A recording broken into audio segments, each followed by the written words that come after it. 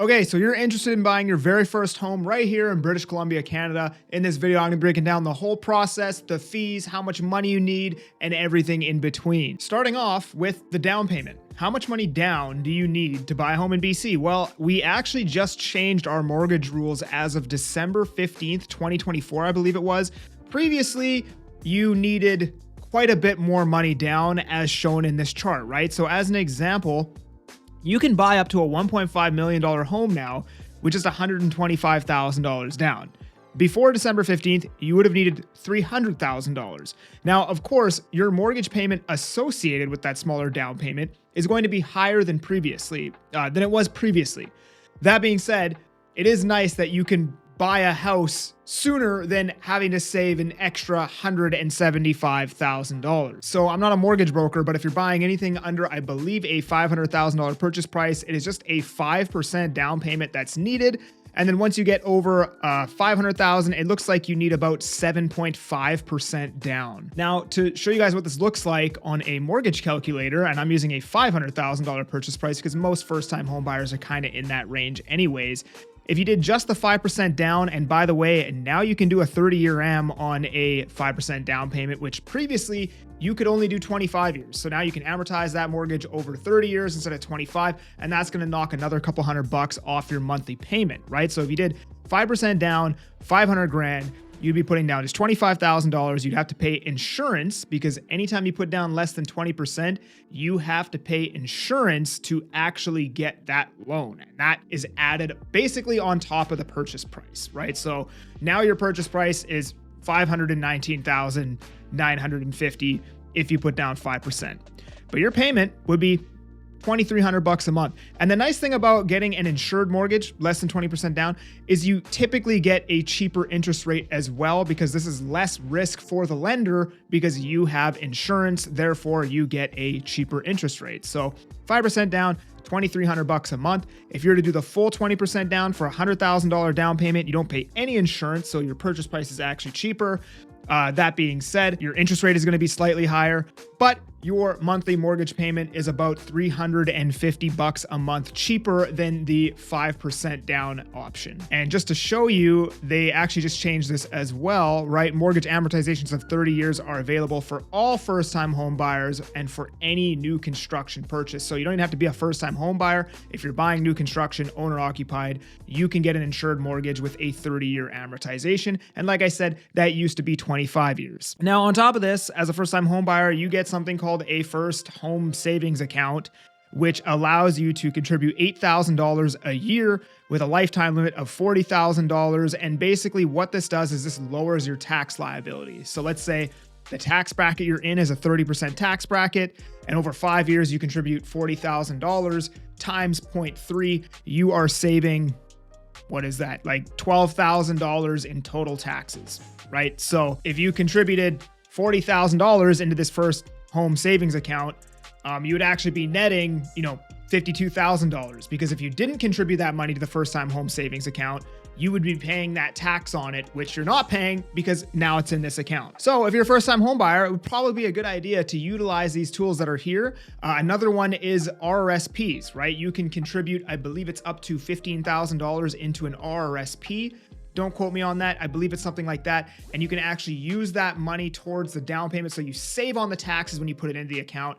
You can use it as your down payment, but you have to pay it back within 15 years. So this one is actually slightly superior to the RRSPs, but the RRSPs is another tool that you can use to save up for your first time home purchase. Now back to the mortgage payment. If you wanted to run these numbers really rough in your head, the number that is being used currently right now is the amount of money you can borrow is 4.5 times your gross annual income before any debts. So if you make 100 grand a year, you can borrow roughly $450,000 from the bank, and then whatever your down payment is. Let's say you have 100 grand to put down, you can buy a $550,000 house. Now, if you have credit card debt, a car loan, or any of these things, that is going to deduct from that rough 4.5x multiplier. And again, do not take this as gospel as it's always changing. But if you wanted to run some really rough numbers, what can I afford? That's what you would do. You take your annual income, times it by 4.5, and then if you didn't have any debt, that's what you can afford. All right, so now you know how much money you need saved up and roughly what your payment's going to be. The next thing you're going to want to do is get a pre-approval from a mortgage broker or somebody who works with a bank. And the reason why this is going to be the next step is you want to make sure what you can actually afford before you start looking at homes, because you might be able to afford more than you thought or less than you thought. And the mortgage broker or the bank is going to ask you for a whole bunch of documents. It's a complete pain in the butt, but once you get them those documents, they're going to give you what's called a pre-approval. And let's say it's $500,000. Excellent. Now you know exactly what you're shopping for. You know the top of your budget. Now to do this, they do have to pull your credit, which does ding your credit a little bit. I don't think it's very much at all. I think this is way blown out of proportion. I know people complain about this part of the process. It's a necessary evil to get your goal realized. And a lot of times you don't actually need to send in all of your documents right away. Like a mortgage broker who's working in the industry every single day can usually give you something called a soft approval, where they're like, okay, you make this much money, you have no debt. Yeah, you should be able to afford roughly this. Just get me all the documents as soon as you can. And then you could pretty much start shopping right then and there after you've had that verbal conversation with a lender, right? So now you got your pre-approval or your soft approval. The next thing you're going to want to do is choose a realtor. Now, contrary to popular belief, a lot of people believe, hey, well, if I'm going to work with a realtor, why don't I just work with the realtor who like sells the most houses in my market and is all over all the bus benches and everybody knows this guy? Right? You want to work with the person that is going to provide you exactly what you are wanting from that relationship, right? So as an example,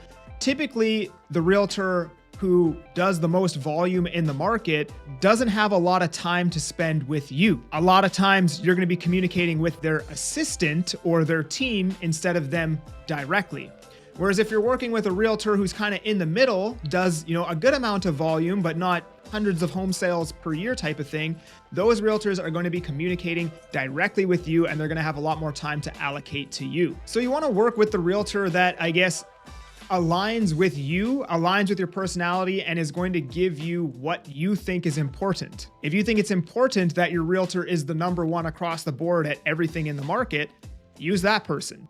If you want your realtor to be in direct communication with you, respond in a timely manner, and all these kinds of things, you're probably going to want a realtor that's somewhere in the middle of that production, so to speak. And, maybe you want them to align with you on a personal level and all these kinds of things. But for the most part, most realtors do a good job. Most realtors should protect you safely in the contract. It just comes down to what do you find important in a realtor. But I would also recommend that you work with a realtor who understands the area that you are wanting to buy in, right? If you want to buy in Alberta, you probably shouldn't be using a realtor from Ontario. And that's just my personal opinion. And I might be wrong on that, but this is my video and that's my personal opinion. All right. But hey, if you want to work with me, I service the Fraser Valley. You can book a call with me using the link down in the description. All right. So you got your pre-approval. You understand how much money you need. You've chosen your realtor. Next, you're going to book some showings. So you're going to have your realtor send you over a bunch of properties, or you're going to find the properties, and then you guys are going to book some showings. You're going to go check them out. All right. You find a place that you like. Now you are going to write an offer on the place. Whenever you write an offer on a place, well, at least today, you're going to have something in there called subjects, conditions, contingencies, which are basically things like a subject to finance, a subject to inspection, a subject to review of strata documents. And all these subjects basically say is like, hey, we want to buy this house. We just want to make sure that we can get the financing first, right? So when you write that offer, you'll typically have a 5 business days to 10 business days contingency period for you to go and make sure that you can get the financing with your lender, or for you to get an inspection and make sure the house is in good standing, or for you to actually go through the strata documents and make sure the overall health of the complex or building is in good standing. So when you initially write that offer, it is not a firm and binding offer, so to speak. There are still conditions that need to be satisfied or removed before that is a legally binding contract, so to speak. Now, once all those conditions are satisfied, you can get the financing, the house looks good, you've done the inspection, the strata docs look decent, you're going to remove that subjects, in which case a deposit, which here in BC is typically 5% of the purchase price, will be due within a day to 2 days, most commonly. So on a $500,000 purchase price, you will need to have a $25,000 deposit that will then get deposited into, most of the time, your realtor's brokerage's trust account, and it will sit there until completion. Now, a typical closing date, completion date, will be anywhere from a month to 3 months, most commonly. So if you write the offer May 1st, you might be looking at a move-in date of, say, June 16th. Now, after the deal goes firm, your realtor or your realtor's brokerage is going to send all of the documents over to a lawyer or notary of your choosing, or one that is recommended to you by that realtor, in which case those notaries or lawyer are going to do the transferring of title from the seller's name into your name on the completion date. So usually within a week before completion, that lawyer or notary is going to call you and say, "Hey, Mr. Buyer, we are just working on all the documents right now. Are you available to come in, say, 3 days before completion to sign all these documents?" They're going to say, "Hey, I need you to bring in a bank draft of, let's just say, $30,000 for you to be able to complete on this purchase." And that $30,000 is basically going to be, the remainder of your down payment minus the deposit you already put down, plus any fees, right? So as an example, lawyer fees might be wrapped into that. As well, here in BC, we have property transfer tax. And the way that I like to calculate that, unless the property is over $2 million, is 2% minus $2,000. So if it's a $500,000 purchase price, it'd be $10,000 minus $2,000, which is $8,000. And you have to pay that cash on completion. However, if you're a first-time home buyer and the purchase price is under $500,000, I believe you would actually be exempt, but check with your accountant. But on the closing day, you're gonna have to bring a bank draft that, like I said, is going to be, the down payment plus any additional fees, property transfer tax, and the lawyer fee, which is anywhere from, $750 to $1,200, depending on who is doing the conveyancing. Now on the completion day, the money is gonna transfer over, the title is gonna transfer over, that's done. And then usually the possession day is, can be the same day, or it might be 4 days into the future, depending on which possession day the seller needs. Come possession day, you're going to get the keys to the home and you are officially ready to move in. Now, again, if you enjoyed this video, please like and subscribe. If you want to chat with me about buying or selling in the Fraser Valley, again, there is a link in my description. Or if you have any other questions for me, again, you can just book that call. Otherwise, I'm that Agent Kelly, and I'm making moves to move you. Peace.